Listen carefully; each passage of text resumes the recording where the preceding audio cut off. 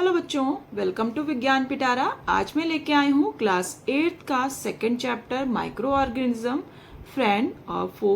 तो इस चैप्टर में हम लोग स्टडी करेंगे कि माइक्रो ऑर्गेनिजम्स क्या होते हैं, डिफरेंट टाइप्स के माइक्रो ऑर्गेनिजम्स कौन कौन से होते हैं और माइक्रो ऑर्गेनिजम्स किस तरीके से हमारे लिए यूजफुल हैं और किस तरीके से ये हमारे लिए बहुत ज़्यादा हार्मफुल हैं और फूड को किस तरीके से प्रिजर्व किया जा सकता है। तो इस तरीके से हम लोग माइक्रो ऑर्गेनिजम्स को स्टडी करेंगे।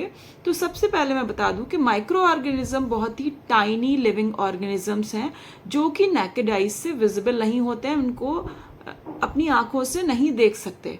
इनको देखने के लिए मैग्नीफाइंग ग्लासेस की जरूरत पड़ती है। नॉर्मल मैग्नीफाइंग ग्लास से हम इसको नहीं देख पाएंगे। इसको देखने के लिए माइक्रोस्कोप की रिक्वायरमेंट होती है, माइक्रोस्कोप, जिसमें वो किसी भी ऑर्गेनिज्म के इमेज को कई गुना बढ़ा देता है, कई हजारों लाखों गुना बढ़ा देता है, तब वो हमको विजिबल होते हैं। और ये माइक्रो ऑर्गेनिजम्स जब तक माइक्रोस्कोप की डिस्कवरी नहीं हुई थी तब तक वर्ल्ड में लोग इसके बारे में नहीं जानते थे, हम लोग इसके बारे में नहीं जानते थे। तो पहले माइक्रोस्कोप की जो है डिस्कवरी हुई, माइक्रोस्कोप बना, उसके बाद माइक्रो ऑर्गेनिजम्स को जाना गया, लोग जान पाए। अब माइक्रो ऑर्गेनिजम्स की स्टडी जो है हम करते हैं, जिस पार्ट ऑफ साइंस के अंदर करते हैं, तो वो कहलाता है माइक्रोबायोलॉजी। माइक्रोबायोलॉजी में हम माइक्रोब्स के बारे में स्टडी करते हैं। ऑर्गेनिज्म रहते कहाँ हैं, कैसे होते हैं, कहाँ पाए जाते हैं। तो माइक्रो ऑर्गेनिज्म सिंगल सेल्ड भी हो सकते हैं, मल्टी सेलुलर भी हो सकते हैं। ये ऑलमोस्ट सभी जगह पाए जाते हैं, सभी तरह के सराउंडिंग्स में पाए जाते हैं। ये ड्राई डेजर्ट में भी सरवाइव कर जाते हैं, हॉट स्प्रिंग में भी डेजर्ट सरवाइव कर जाते हैं, आइसी सराउंडिंग में भी सरवाइव करते हैं, सॉइल में, वाटर में, फ्रीली एयर में, सभी जगह, एनिमल्स की बॉडी पे, ह्यूमन की बॉडी पे, प्लांट बॉडी पे, सभी जगह ये सरवाइव करते हैं और सभी जगह ये पाए जाते हैं। कभी ये जो है अलोन रहते हैं, कभी ये कॉलोनी फॉर्म में रहते हैं। डिफरेंट टाइप के माइक्रो ऑर्गेनिज्म होते हैं जिनको हम ग्रुप में डिवाइड कर सकते हैं। बैक्टीरिया, प्रोटोजोआ, एल्गी, फंजाई, इन ग्रुप्स में इनको डिवाइड किया जा सकता है और ये अलग अलग तरीके के होते हैं, तो उसी के अकॉर्डिंग इनको ग्रुप्स में डिवाइड किया गया है। सबसे पहला ग्रुप आता है आपका वायरसेस। वायरसेस में क्या होता है, वायरस ये बहुत ही स्मॉल, सबसे छोटे कह सकते हैं और सबसे ज्यादा काउंटिंग में पाए जाने वाले माइक्रो ऑर्गेनिजम्स हैं। ये बैक्टीरिया से भी 100 टाइम्स छोटे होते हैं। सोचिए, बैक्टीरिया जो कि हम माइक्रोस्कोप से देख पाते हैं और उससे भी 100 टाइम्स छोटे हैं। तो इसको देखने के लिए इलेक्ट्रॉन माइक्रोस्कोप की जरूरत पड़ती है, मतलब कि ये 100,000 टाइम, समझ रहे हैं, 100,000 टाइम मैग्नीफाई करना पड़ता है। इलेक्ट्रॉन माइक्रोस्कोप मैग्नीफाई कर देता है जब इनके इमेज को, तब ये हमें विजिबल होते हैं। और ये जनरली डिजीज कॉजिंग होते हैं। जनरली क्या मतलब, ये डिजीज कॉजिंग ही होते हैं। इनको लिविंग और नॉन लिविंग के बीच का कनेक्टिंग लिंक बोला जाता है, क्योंकि ये जब वैसे पाए जाएंगे एटमॉस्फेयर में तो एज ए नॉन लिविंग पाए जाते हैं। जैसे ही इनको होस्ट बॉडी मिलती है या कहेंगे कि सर्वाइवल के लिए इनको बेटर सिचुएशन मिलती है, उस कंडीशन में ये तुरंत मल्टीप्लाई करना शुरू कर देते हैं और डिजीज तुरंत कॉज करते हैं। इनसे कॉज होने वाले डिजीजेस, प्लांट्स में भी डिफरेंट टाइप्स की डिजीजेस जो कॉज करते हैं और ह्यूमन में और एनिमल्स में भी ये डिफरेंट टाइप्स की डिजीजेस कॉज करते हैं, जैसे influenza, chicken pox, dengue, polio, measles, HIV और कोरोना, ये सारी डिजीज, और एंथ्रैक्स, ये सारी डिजीजेस जो है ये वायरसेस कॉज करते हैं। और ये वायरसेस जो होते हैं वो लिविंग और नॉन लिविंग के बीच का कनेक्टिंग लिंक बोला जाता है, क्योंकि ये कभी खत्म नहीं होते। वो जब तक इनके लिए अच्छी सिचुएशन नहीं होती है, सर्वाइवल लाइक सिचुएशन नहीं होती, उस कंडीशन में एज ए नॉन लिविंग ये सर्वाइव करते हैं। और जैसे ही बेटर सिचुएशन होती है और इनको फूड और मल्टीप्लाई करने के लिए होस्ट सेल मिल जाती है, वैसे ही ये मल्टीप्लाई करना शुरू कर देते हैं। वायरसेस को पैरासाइट भी बोला जाता है, क्योंकि इनको सरवाइव करने के लिए क्या, कोई सेल चाहिए होती है। ये किसी होस्ट सेल के अंदर ही जो है ये सरवाइव करते हैं, मल्टीप्लाई करते हैं, और जिस होस्ट सेल के अंदर ये सरवाइव करते हैं, मल्टीप्लाई करते हैं, उसी पर्टिकुलर एनिमल या प्लांट बॉडी को ये डिजीज कर देते हैं। तो ह्यूमन, ये वायरसेस जो होते हैं ह्यूमन्स में भी, एनिमल्स में, प्लांट्स में, सभी में ये different types of disease cause करते हैं। जैसे ये प्लांट्स में सीट्रस कैंकर नाम की डिजीज होती है, जो कि जो है लेमन की लीव्स जो होती हैं वो कर्ल हो जाती हैं उसकी, और भिंडी में पाया जाता है, भिंडी में ये वायरस जो है डिजीज कॉज करता है। तो इस तरीके से डिफरेंट प्लांट्स में भी ये वायरसेस डिजीज कॉज करते हैं, और ह्यूमन में तो करते ही। HIV का फुल फॉर्म है ह्यूमन इम्यूनो डेफिशिएंसी वायरस। तो ये वायरस क्या करता है, इम्यून सिस्टम पे डायरेक्टली अटैक करता है। इम्यून सिस्टम पर अटैक करता है मीन्स हमारी बॉडी में इम्यून सिस्टम किसकी वजह से होता है, WBCs हमारी बॉडी में प्रेजेंट होते हैं, वाइट ब्लड सेल्स, जो कि डिफरेंट माइक्रो ऑर्गेनिज्म जो हमारी बॉडी पर अटैक करते हैं उनको किल कर देते हैं, और हमारी बॉडी पे अटैक नहीं करने देते, हमारी बॉडी पे इसके हार्मफुल इफेक्ट नहीं होने पाते हैं। और कभी हो भी जाते हैं तो थोड़े समय के बाद बॉडी उनसे फाइट करती है, मतलब WBCs उनसे फाइट करते हैं और उनको इरेडिकेट करते हैं, उनको फिनिश कर देते हैं, जिससे हम हेल्दी हो जाते हैं। तो ये क्या करता है, डायरेक्ट WBCs पे अटैक करता है, जिसकी वजह से क्या होता है कि बॉडी का इम्यून सिस्टम डाउन हो जाता है और धीरे धीरे वो पर्सन बीमार होने लगता है, बीमार होता रहता है लगातार, चूंकि हमारे चारों तरफ सराउंडिंग में माइक्रो ऑर्गेनिज्म प्रेजेंट है और वो माइक्रो ऑर्गेनिज्म बॉडी को इफेक्ट करने लगते हैं, जिसकी वजह से वो पर्सन ज्यादा समय तक सरवाइव नहीं कर पाता। ये जो है, ये वायरसेस जो है बैक्टीरिया पे भी अटैक करते हैं। बैक्टीरिया में जब ये एंटर करते हैं तो bacteria as a host cell work करती है और ये उस बैक्टीरिया को किल कर देते हैं, डिस्ट्रॉय कर देते हैं, उसी को खाते हैं और उसी के अंदर मल्टीप्लाई करते हैं। तो उस कंडीशन में इनको फैगोसाइट्स बोला जाता है। नेक्स्ट आता है बैक्टीरिया। बैक्टीरिया की डिस्कवरी एंटोनी वॉन ल्यूवेनहॉक ने की थी। इन्होंने सबसे पहले बैक्टीरिया को देखा अपने मैग्नीफाइंग ग्लास से, और उसके बाद जो है उसकी प्रॉपर स्टडी की गई, तो उसमें देखा गया कि ये सिंगल सेल्ड होते हैं, इनमें सेल वॉल प्रेजेंट होती है और ये ऑलमोस्ट सभी जगह पे पाए जाते हैं, टेबल पे, बुक्स पे, हमारे डाइजेस्टिव सिस्टम के अंदर, हमारी बॉडी के अंदर, हमारी बॉडी के ऊपर, हमारी स्किन के ऊपर, आइस में, वाटर में, और हॉट वाटर में, आइसी वाटर में, सभी जगह प्रेजेंट होते हैं। और डिफरेंट शेप्स के, डिफरेंट टाइप्स के बैक्टीरिया होते हैं। सिंगल बैक्टीरिया को बैक्टीरियम बोला जाता है। बैसिलस प्लूरल फॉर्म में इसको बैसिली बोलते हैं, ये रॉड शेप का होता है। दूसरा होता है कॉकस, जिसको प्लूरल फॉर्म में कोकाई बोला जाता है, ये स्पाइरल शेप में होता है। उसी तरीके से स्पाइरिलम होता है, वो स्पाइरिला उसका प्लूरल फॉर्म है, और ये कॉइल्ड या स्पाइरल फॉर्म में पाया जाता है। तो मतलब इसके नेम्स भी जो है इसके स्ट्रक्चर के अकॉर्डिंग ही है। तो ये डिफरेंट टाइप के बैक्टीरिया हमारे चारों तरफ पाए जाते हैं। बैक्टीरिया जो है वो डिजीज कॉजिंग भी होते हैं और कुछ बैक्टीरिया हमारे लिए यूजफुल भी होते हैं, जैसे कि लैक्टोबैसिलस बैक्टीरिया, ये मिल्क को कर्ड में कन्वर्ट कर देता है, ये यूजफुल बैक्टीरिया है। उसी तरीके से नाइट्रोजन फिक्सिंग बैक्टीरिया, जो कि पिछले चैप्टर में आपने पढ़ा होगा, ये नाइट्रोजन फिक्सिंग बैक्टीरिया राइजोबियम, ये भी यूजफुल बैक्टीरिया है, जो कि क्या करता है, सॉइल के अंदर नाइट्रोजन के कंटेंट को, या कह सकते हैं कि सॉलिड फॉर्म में नाइट्रोजन को बढ़ा देता है, नाइट्रोजन के अमाउंट को सॉइल के अंदर इंक्रीज करने का काम करता है। उसी तरीके से डिजीज कॉजिंग बैक्टीरिया भी होते हैं, cholera, typhoid, plague, tuberculosis, diphtheria, food poisoning, ये सब बैक्टीरिया के थ्रू कॉज होने वाली डिजीजेस हैं। देन नेक्स्ट ग्रुप आता है प्रोटोजोआ। सिंगुलर फॉर्म में इसको प्रोटोजोन बोलते हैं। ये यूनिसेलुलर होते हैं, सिंपल और यूनिसेलुलर सेल्ड होते हैं। ये नॉन ग्रीन होते हैं, विदाउट क्लोरोफिल होते हैं। इनके एग्जाम्पल्स हैं अमीबा, एंटमीबा और पैरामीशियम, यूग्लिना, प्लाज्मोडियम, ये सब इनके एग्जाम्पल्स हैं। अमीबा क्या होता है, सिंपल प्रोटोजोआ होता है, जो कि सबसे मोस्ट प्रिमिटिव टाइप की इसमें सेल होती है, मतलब इसके अंदर जो न्यूक्लियस होता है वो डिफाइन नहीं होता है। डीएनए जो है इनकी सेल के अंदर जो है वो बिखरा हुआ पाया जाता है, मतलब इसमें न्यूक्लियस डिफाइन नहीं होता है। ये प्रिमिटिव टाइप की सेल होती है अमीबा। देन आता है प्रोटोजोआ में, ये स्पेशली जो है प्रोटोजोआ के अंदर जो ये ऑर्गेनिज्म, माइक्रो ऑर्गेनिज्म है, ये स्पेशली जो है वाटर के अंदर पाए जाते हैं, ड्रेन वाटर के अंदर, पॉन्ड्स के अंदर, लेक के अंदर, रिवर के अंदर। और बहुत सारे पैरासाइट्स होते हैं जो डिजीज कॉजिंग होते हैं, जैसे अमीबिक डिजेंट्री जो होती है वो एंटमीबा हिस्टोलिटिका की वजह से होती है।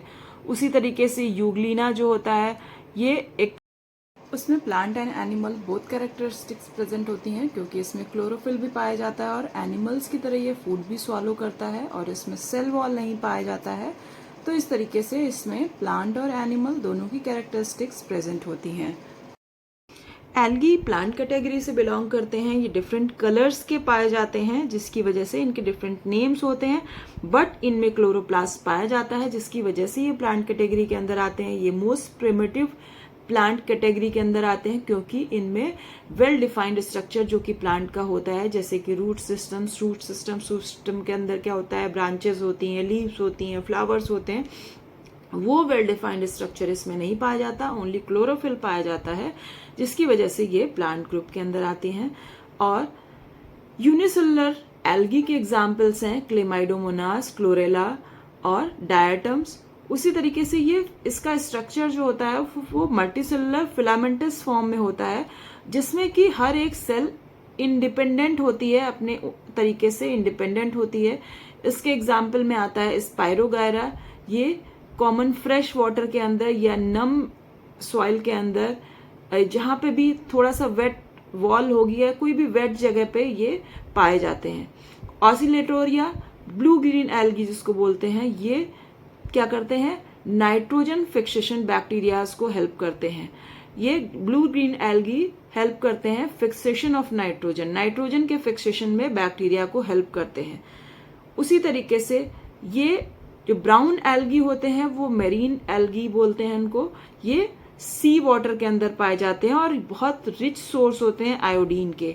तो ऐसी मेडिसिन जिसमें आयोडीन रिच की या आयोडीन डेफिशिएंसी जो डिजीज होती है, उसमें इस तरह की जो ये ब्राउन एल्गी हैं, ये इस तरह की मेडिसिन को बनाने में हेल्प करते हैं, जैसे कि आयोडीन डेफिशिएंसी को दूर किया जा सके। तो इस तरह के जो मेडिसिन बनाने में ये ब्राउन एल्गी बहुत ही यूजफुल होते हैं। तो इस तरीके से जो एल्गी होते हैं वो डिफरेंट काइंड्स के होते हैं और बहुत सारी जगह पे यूजफुल भी होते हैं, बहुत सारी जगह पे ये हार्मफुल होते हैं।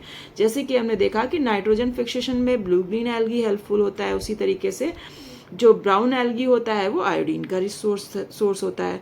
उसी तरीके से देन हम लोग आते हैं फंजाई जिसका सिंगुलर फॉर्म होता है फंगस। फंगी जिसको सिंगुलर फॉर्म में फंगस बोला जाता है, ये प्लांट लाइक ऑर्गेनिज्म है, बट इनमें क्लोरोफिल नहीं पाया जाता। ये अलग तरह का ग्रुप है। इसमें माइक्रोब्स भी पाए जाते हैं ईस्ट और मोल्ड के फॉर्म में, बट इनमें कुछ ऑर्गेनिज्म ऐसे भी पाए जाते हैं जो कि बड़े साइज के होते हैं, जैसे कि मशरूम जिसको हम नेकेड आइज से देख सकते हैं। ये जो होते हैं इनमें मोल्ड्स और मशरूम, इनमें जो रिप्रोडक्टिव सेल्स होती हैं जिनको हम स्पोर्स बोलते हैं, ये एक्चुअली एसेक्सुअल रिप्रोडक्शन होता है और इनमें स्पोर्स फॉर्म होते हैं जो कि कलरफुल होते हैं। डिफरेंट वैरायटी के कलरफुल स्पोर्स होते हैं जो कि वाइडली स्प्रेड हो जाते हैं, एयर के अंदर डिस्पर्शन हो जाता है इनका और ये फैल जाते हैं। ये जो फंजाई होते हैं नॉन ग्रीन होते हैं, जिसकी वजह से ये हेट्रोट्रॉपिक होते हैं, मतलब इनमें मोड ऑफ न्यूट्रिशन हेट्रोट्रॉपिक होता है। तो ये फूड कहाँ से लेते हैं, एक तो इनमें जो है क्लोरोफिल पाया नहीं जाता, इसलिए फूड तो फॉर्म नहीं कर सकते। तो ये फूड जो है फाउंड करते हैं सैप्रोफाइट के फॉर्म में, मतलब ये डेड और डिकेइंग मैटर या सड़ी गली चीज़ों के ऊपर ये ग्रो करेंगे। इनको पैरासाइट चाहिए होगा, कोई लिविंग होस्ट बॉडी चाहिए होगी, प्लांट बॉडी या एनिमल बॉडी हो सकती है, उसमें ये ग्रो करते हैं। और सिम्बायोटिक फॉर्म में भी ये ग्रो करते हैं, जैसे कि लाइकेंस। इनमें क्या होता है कि रूट नोड्यूल्स में क्या होता है कि रूट नोड्यूल्स में ये लेग्यूमिनस प्लांट के अंदर, ये रूट नोड्यूल्स के अंदर ये पाए जाते हैं, जिसमें कि ये ब्लू ग्रीन एल्गी के साथ में जो है ये ग्रो करते हैं, सिम्बायोसिस करते हैं, जिसको हम लाइकेंस बोलते हैं। मतलब कि फंजाई और फंगस और ब्लू ग्रीन एल्गी ये दोनों एक साथ रहते हैं, एक साथ ग्रो करते हैं और एक दूसरे के सर्वाइवल में हेल्प करते हैं, जिसकी वजह से इनका जो ग्रुप होता है वो कहलाता है लाइकेंस। देन आता है मोल्ड्स मल्टीसेलुलर फंजाई होता है, जिसमें कि माइसीलियम क्या बोलेंगे, प्लांट बॉडी, जो उसका प्लांट लाइक स्ट्रक्चर है उसको हम माइसीलियम बोलेंगे। इसमें ब्रांचेस निकलती हैं, ब्रांचेस निकलती हैं और उन्हीं में स्पोर्स फॉर्म होते हैं, जो कि क्या होते हैं, चारों तरफ फैल जाते हैं, एयर में स्प्रेड हो जाते हैं, जिसको हम स्पोरेंजिया बोलते हैं। इनके एग्जाम्पल्स हैं ब्रेड मोल्ड, जिसमें राइजोपस और म्यूकर सैप्रोफाइट्स पाए जाते हैं। और ये इसमें क्या होता है, ये ब्रेड के ऊपर या कह सकते हैं कि लेदर के ऊपर, जेली के ऊपर, वेजिटेबल्स, रॉटन फ्रूट्स के ऊपर क्या होता है, एक कॉटन लाइक स्ट्रक्चर ग्रीन या ब्लैकिश कलर का बन जाता है और इसमें बहुत सारे स्पोर्स होते हैं, ग्रो करते हैं। तो ये इसका एग्जाम्पल। उसके बाद ऑरेंज मोल्ड, पेनिसिलियम इसके अंदर होता है। तो ये ब्लू ग्रीन कलर के स्पोर्स होते हैं जो कि ऑरेंज के ऊपर ग्रो करने लगते हैं। उसी तरीके से एस्परजिलस, ये मेनली जो है ब्लूइश ब्राउन कलर का होता है एस्परजिलस। ये रॉटन फ्रूट्स के ऊपर, ब्रेड के ऊपर, चीज के ऊपर, लेदर के ऊपर ये पाया जाता है। देन माइक्रो ऑर्गेनिज्म हमारे लिए यूजफुल हैं या हार्मफुल? तो बहुत सारी कंडीशंस में ये हमारे लिए यूजफुल भी होते हैं, जैसे कि लैक्टोबैसिलस बैक्टीरिया क्या करता है, मिल्क को कर्ड में कन्वर्ट कर देता है, जो कि हमारे लिए बहुत ही डाइजेस्टिव होता है। और उसी तरीके से चीज़ के प्रिपरेशन में भी इसका यूज़ किया जाता है। जैसे कि कॉटेज चीज़ को फॉर्म करने के लिए क्या करते हैं कि उसमें बॉइलिंग मिल्क के अंदर जो है कुछ अमाउंट में कर्ड डाल दिया जाता है, जिससे उसके अंदर जो लैक्टिक एसिड प्रेजेंट है वो उसके अंदर जो केसीन प्रोटीन है उसको कोगुलेट कर देता है, एक जगह इकट्ठा कर देता है, जिससे कि चीज़ फॉर्म होता है। इस प्रोसेस को तेज करने के लिए इसमें कुछ अमाउंट में विनेगर भी डाला जाता है। तो इस तरीके से एक इलास्टिक टाइप का चीज़ तैयार हो जाता है। उसी तरीके से ब्रेड को फॉर्म करने में भी माइक्रो ऑर्गेनिज्म यूज किया जाता है, जिसको हम ईस्ट बोलते हैं। ये एक तरह का फंगस है। इसमें क्या होता है, वाटर में कुछ अमाउंट में शुगर ऐड करके, पिंच ऑफ सॉल्ट डाल के और उसमें ईस्ट डाल दिया जाता है और उससे जो है डो फॉर्म किया जाता है, आटा गूंथा जाता है। और उस आटे के अंदर क्या होता है, उसको वार्म प्लेस के पे रख देने पे क्या होता है, उसके अंदर ये माइक्रो ऑर्गेनिज्म, ये ईस्ट जो होता है, ग्रो कर जाता है। और जब वो रिस्पायर करता है तो कार्बन डाइऑक्साइड गैस रिलीज करता है। तो जो गैस होती है उसकी वजह से क्या होता है, ये आटा रेज करता है, ये जो डो है वो रेज करने लगता है, वॉल्यूम में फूलने लगता है और जिसकी वजह से ये स्पंजी हो जाता है। इस प्रोसेस को हम फर्मेंटेशन बोलते हैं। हमारे घरों में ढोकला, डोसा, ये सब चीज़ों को बनाने में भी इस तरह की फर्मेंटेशन प्रोसेस की जाती है। देन अल्कोहल फर्मेंटेशन के लिए भी इसका यूज़ किया जाता है। ईस्ट को जब शुगर केन जूस या कह सकते हैं कि मेज़ या किसी भी अनाज के जूस या किसी फ्रूट के जूस के अंदर जब इसको डाल दिया जाता है, ये जब ग्रो करता है, ईस्ट ग्रो करता है, तो क्या करता है, ये इथाइल अल्कोहल फॉर्म करता है, मतलब ये शुगर को अल्कोहल में कन्वर्ट कर देता है। उसी तरीके से विनेगर को प्रिपेयर करने के लिए भी इसका यूज़ किया जाता है। एसिडोबैक्टर बैक्टीरिया जो होता है वो फर्मेंटेशन कर देता है, किसको, शुगर केन जूस के अंदर फर्मेंटेशन कर देता है तो विनेगर फॉर्म होता है। तो फर्मेंटेशन में भी डिफरेंट टाइप्स के बैक्टीरिया का यूज़ होता है। कर्डिंग, फ्लेवरिंग, टी की कर्डिंग फ्लेवरिंग करने के लिए, टोबैको की फ्लेवरिंग करने के लिए, ठीक है। और लेदर को जो है फाइन करने के लिए भी उस पर ट्रीटमेंट किया जाता है इन्हीं बैक्टीरिया से। और फ्लैक्स, जूट, इन सब के ऊपर भी क्या होता है, इनके ऊपर भी बैक्टीरिया ग्रो किया जाता है, इनको रॉट किया जाता है, उसके बाद इनसे फाइन फाइबर तैयार किया जाता है। तो डिफरेंट प्लेसेस पे ये बहुत ही ज़्यादा हमारे लिए यूजफुल होते हैं और कई प्लेसेस पे ये हमारे लिए हार्मफुल भी होते हैं। हार्मफुल माइक्रो ऑर्गेनिज्म दो तरीके से हार्मफुल हो सकते हैं हमारे लिए। पहला तो ये डिजीज कॉज करते हैं। जो डिजीज कॉज करने वाले माइक्रो ऑर्गेनिजम्स होते हैं उनको हम पैथोजेंस बोलते हैं, जैसे कि वायरसेस, बैक्टीरिया, फंजाई, प्रोटोजोआ, ये सब पैथोजेंस होते हैं जो कि डिजीज कॉज करते हैं। उसी तरीके से बहुत सारे माइक्रो ऑर्गेनिजम्स होते हैं जो फूड को स्पॉइल कर देते हैं और हाउस होल्ड आर्टिकल्स को डैमेज कर देते हैं। तो इस तरीके से दो तरीके से हार्मफुल माइक्रो ऑर्गेनिज्म वर्क करते हैं। अब आते हैं डिजीज कॉजिंग माइक्रो ऑर्गेनिज्म। तो ह्यूमंस में ये इन्फेक्शन क्रिएट करते हैं। एक पेशेंट जिसके अंदर इन्फेक्शन हो जाता है किसी पर्टिकुलर पैथोजन का, pathogen means virus, bacteria, fungi या प्रोटोजोआ, किसी का भी इन्फेक्शन हो जाएगा तो वो इन्फेक्टेड पर्सन कहलाएगा। और वो इन्फेक्टेड पर्सन क्या कर सकता है, वो और लोगों को भी इन्फेक्ट कर सकता है। तो इस तरह की जो डिजीजेस होती हैं जो माइक्रो ऑर्गेनिजम्स के थ्रू होती हैं उन्हें हम बोलते हैं कम्युनिकेबल डिजीजेस। जनरली ट्रांसमिट होती हैं एयर के थ्रू, वाटर के थ्रू या किसी कैरियर के थ्रू या हाउस होल्ड आइटम्स जो हम शेयर करते हैं एक दूसरे से उनके थ्रू या कंटेमिनेटेड फूड के थ्रू। तो इन सब चीज़ों से जो है इन डिजीजेस का ट्रांसमिशन एक अनहेल्दी पर्सन से हेल्दी पर्सन में हो जाता है। जैसे कि हम सांस लेते हैं तो क्या होता है कि हम सांस लेने के साथ साथ बहुत सारे माइक्रो ऑर्गेनिज्म भी इनहेल कर लेते हैं एयर के साथ में। उसी तरीके से कंटेमिनेटेड वाटर और कंटेमिनेटेड फूड को भी कंज्यूम करने से पर्टिकुलर डिजीज जो है वो ट्रांसमिट हो जाती है एक पर्सन से दूसरे पर्सन में। उसी तरीके से पोल्यूटेड एयर के थ्रू, फिजिकल कांटेक्ट के थ्रू, चीज़ों को शेयर करने से, फूड को शेयर करने से, और अगर हम पानी को और खाने को खुला रखते हैं तो कोई ना कोई जो है कैरियर उसको जो है इन्फेक्ट कर देता है। जैसे मक्खी बैठ गई उसके ऊपर तो क्या हुआ कि उसने जो है वो पहले जो है किसी एक्सक्रीटा के ऊपर या गार्बेज के ऊपर बैठ के आई है और वहाँ पे किसी तरह का माइक्रो ऑर्गेनिज्म है तो उसको वो कैरी करके लेके आई है और उस जिस फूड पे या वाटर पे वो बैठ गई उसको भी उसने कंटामिनेट कर दिया।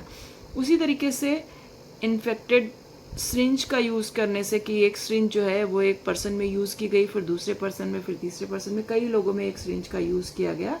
तो अगर बीच में कोई कंटामिनेटेड पर्सन है, कोई अनहेल्दी पर्सन है तो उससे जो है बॉडी फ्लूइड जो है एक बॉडी से दूसरी बॉडी में ट्रांसफर हो जाएगा। तो उसके साथ साथ में अगर उसको कोई कम्युनिकेबल डिजीज़ है तो वो भी ट्रांसमिट हो जाएगी।